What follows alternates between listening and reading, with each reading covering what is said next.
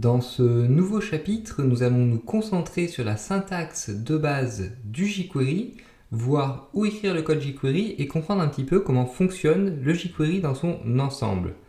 Donc tout d'abord, commençons par où écrire le code jQuery. Donc généralement, on préférera écrire le code jQuery dans un fichier .js séparé pour des raisons de maintenabilité et de performance générale du code. Cependant, donc dans ce cours, moi je vais tout écrire au sein de mon fichier HTML pour des raisons évidentes de simplicité et de lecture afin que vous ayez tout le code sous les yeux à chaque fois d'un seul coup. Donc lorsqu'on écrit le code jQuery dans le même fichier que notre code HTML, on l'écrit dans un nouvel élément script comme cela. Donc nous écrirons notre code jQuery ici dans cet élément script. Ensuite, donc, le jQuery possède une syntaxe de base assez simple, logique et intuitive. Donc tout d'abord, vous devez savoir que le jQuery va baser tout son fonctionnement sur la fonction jQuery. Alors cette fonction va généralement être écrite de manière abrégée $, comme cela, donc le signe $. Donc nous utiliserons cette écriture abrégée dans ce cours, et vous vous rappellerez donc que l'utilisation du signe $ en JavaScript signifie l'appel à la librairie jQuery. Alors cette fonction jQuery va accepter différents types d'arguments et toujours retourner un objet jQuery. Les arguments peuvent être des méthodes, des sélecteurs CSS, etc. etc. L'une des grandes forces du jQuery est qu'on va pouvoir avoir accès aux éléments HTML en utilisant des sélecteurs CSS. Et cela simplifie bien évidemment grandement l'accès au contenu HTML. Donc la syntaxe de base du jQuery pour accéder aux éléments HTML va donc être de la forme suivante. Donc le $ est notre sélecteur donc CSS. Donc si je marque sélecteur, bien évidemment, il faudra remplacer par le sélecteur relatif à l'élément HTML que l'on souhaite cibler, donc entre les parenthèses. Alors par exemple, donc pour vous donner un exemple concret, pour accéder à tous les éléments P de notre page HTML, donc ici nous avons deux éléments P dans notre page HTML, comme vous pouvez le voir, nous écrirons en jQuery donc $ et un P, comme ceci, tout simplement entre les parenthèses. On va utiliser le sélecteur CSS P pour avoir accès à tous les paragraphes de notre page HTML. Donc bien évidemment, il faut entourer notre P par des apostrophes ou des guillemets. Donc ensuite, nous allons pouvoir appliquer des méthodes à nos éléments HTML en utilisant le symbole point, donc comme on le faisait déjà en JavaScript. Donc point ici est méthode comme cela. Donc une grande partie de ce cours va être dédiée à la découverte des méthodes fournies par le jQuery, puisque c'est ce qui en fait son principal intérêt selon moi. Donc effectivement, rappelez-vous que le jQuery est là pour simplifier nos développements en JavaScript. Ainsi, donc, le jQuery va nous fournir des scripts complets JavaScript déjà prêts à l'emploi qui sont enfermés dans des méthodes justement, et nous n'avons alors plus qu'à appeler la bonne méthode. Par exemple, le jQuery dispose d'une méthode hide qui, comme son nom l'indique, va nous permettre de cacher des éléments HTML, puisque hide signifie donc cacher en anglais. Donc, cette méthode contient du code JavaScript qui va permettre justement de cacher des éléments HTML. Mais nous, de notre côté, n'avons pas à nous préoccuper de ce code ni à le réécrire. Il nous suffit simplement d'appeler hide et tout le code contenu dans cette méthode va être exécuté. Donc pour cacher tous les paragraphes de notre page HTML par exemple, donc on va écrire en jQuery donc s donc $p point, et ici on va utiliser la méthode hide comme cela, donc tout simplement. Donc ici, si déjà j'exécute ce code, vous allez voir donc lorsque je mets à jour ma page que mes paragraphes sont bien cachés. Pourquoi? Encore une fois, car nous avons utilisé en jQuery donc la méthode hide qui sert à cacher des éléments HTML, et on a utilisé cette méthode sur nos éléments P, donc sur les paragraphes de notre page. Donc si j'avais mis à la place de P par exemple H1, donc pour mon titre H1 bien évidemment, cette fois-ci ça aurait été le titre qui aurait été caché et les paragraphes n'auraient pas été cachés bien évidemment. Donc comme vous le voyez, nous allons pouvoir utiliser des sélecteurs CSS, incluant les sélecteurs CSS3 en jQuery. Donc nous allons tout d'abord bien évidemment pouvoir utiliser les sélecteurs simples de type élément, comme les sélecteurs P ou H1 par exemple. Mais un des grands intérêts du jQuery est que l'on va également notamment pouvoir utiliser des sélecteurs de type classe en jQuery.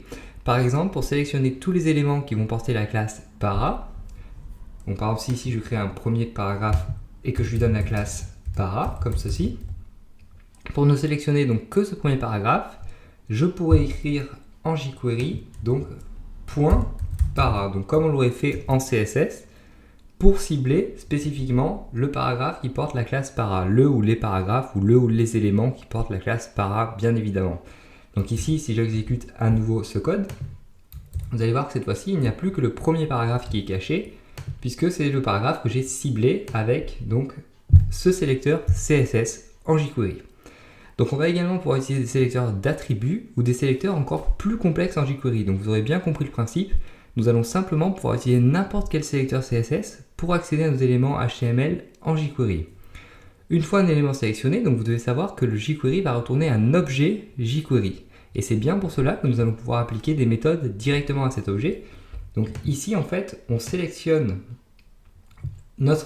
on cible notre élément HTML, notre ou nos éléments HTML, et donc le jQuery renvoie immédiatement un objet de type jQuery, et donc on applique la méthode hide sur cet objet jQuery qui est renvoyé. Alors le fait que le jQuery renvoie un objet jQuery va également nous permettre de pratiquer ce qu'on appelle le chaînage de méthodes. Chaîner des méthodes, c'est tout simplement juxtaposer plusieurs méthodes afin de les appliquer à la suite à notre objet. Donc pour chaîner des méthodes, nous allons utiliser la syntaxe suivante, donc le dollar avec le sélecteur CSS, donc moi je vais remplacer ici par des mots, ce sera plus simple pour vous je pense.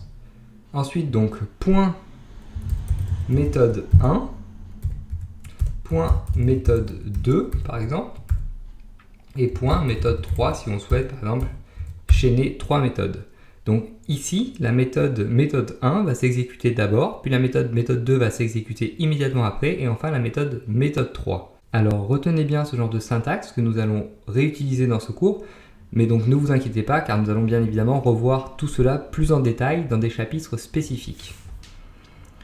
Donc, dernière chose que vous devez savoir par rapport à la syntaxe de base du jQuery, c'est que généralement, lorsque l'on code en JavaScript, on attendra la fin du chargement de la page pour exécuter nos scripts. En effet, donc certains codes JavaScript peuvent mal s'exécuter ou ne pas s'exécuter du tout si la page n'a pas été totalement chargée avant, donc notamment si le JavaScript utilise des éléments de la page qui n'auraient pas été chargés. À titre d'exemple, donc on peut imaginer un script qui tente de modifier le code HTML via le DOM, et donc si l'arbre DOM n'a pas été totalement chargé auparavant, ce script risque de mal fonctionner. Donc pour attendre le chargement de la page complet, on utilise généralement un gestionnaire d'événements load que l'on applique à notre objet window en JavaScript. Donc par exemple en JavaScript, on ferait quelque chose comme cela. Donc ici, hop, window, donc point add event listener, et donc un événement de type load et une fonction par exemple qu'on appellerait mon script. Et ensuite, donc bien évidemment, dans cette fonction mon script, on exécuterait tout le script JavaScript. Alors en jQuery, nous allons avoir affaire à la même problématique puisque rappelons-le, le jQuery est une librairie JavaScript et donc se base sur le langage JavaScript. Alors le jQuery dispose de sa propre solution et met à notre disposition un événement appelé ready que nous allons utiliser avec l'objet document. Cette solution est plus optimisée que le retour à load en JavaScript puisqu'elle va nous permettre d'exécuter le JavaScript dès que possible et non pas forcément après le chargement complet de notre page HTML. Et donc voici comment on va utiliser ready en jQuery. Donc ça c'est ce qu'on aurait fait en JavaScript. En jQuery on va plutôt faire quelque chose comme ceci. Donc le dollar bien évidemment qui représente l'appel à la fonction jQuery. Point ready. Et à l'intérieur, donc, une fonction anonyme comme cela. Et donc, on va placer tout notre code jQuery à l'intérieur de cela. Donc ici, on peut mettre notre code jQuery en commentaire. Donc à partir de maintenant, nous enfermerons à chaque fois l'intégralité de notre code jQuery à l'intérieur du gestionnaire d'événements ready pour éviter tout problème d'exécution du code. Donc comme vous pouvez le voir dans cet exemple, nous utilisons ici une fonction anonyme pour gérer l'événement, comme nous l'avons souvent fait en JavaScript, donc normalement vous devriez être familier de ce genre d'écriture. Notez que nous allons faire un usage extensif des fonctions anonymes en jQuery car elles vont nous être très utiles dans de nombreuses situations. Donc j'espère que vous êtes bien au point sur ce détail-là. Et notez par ailleurs que la mention de ready est facultative en jQuery. on pourrait tout aussi bien donc écrire ce code sans et le jQuery comprendrait tout aussi bien ce que l'on veut dire. Donc par exemple ici on pourrait écrire tout simplement hop, ceci, donc comme cela, et le jQuery comprendrait tout aussi bien. Dans ce cas-là on utilise ready de façon implicite. Mais bon, pour des raisons de clarté, de simplicité et car vous êtes normalement débutant, je vous conseille pour le moment de véritablement tout écrire comme cela afin que ce soit bien clair dans votre tête. Donc voilà tout pour ce chapitre d'introduction véritablement au jQuery où nous avons un petit peu vu la syntaxe de base et la syntaxe générale du jQuery. Et donc dès le prochain chapitre, nous nous intéresserons à la gestion d'événements en jQuery.